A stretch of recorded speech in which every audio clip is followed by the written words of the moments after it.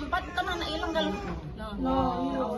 Pencurian sepeda motor yang terekam kamera pengawas ini terjadi di Jalan Kiai Marogan, Kecamatan Kertapati.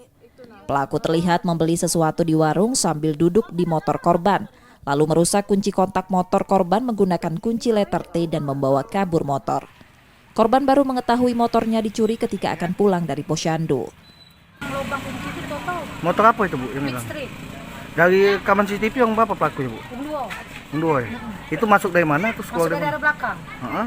Habis itu Dia datang langsung duduk di puncak motor ibu itu langsung SMS. Kawannya agak maju, kawan juga agak kurus. langsung keluar gitu, Bu. Bu, sekarang untuk ini sudah buat laporan, Bu? Sudah buat lapor ke tempat itu. Pencurian itu sudah dilaporkan korban ke Polsek Kertapati Palembang. Yudi Kiswanto, Kompas TV, Palembang, Sumatera Selatan.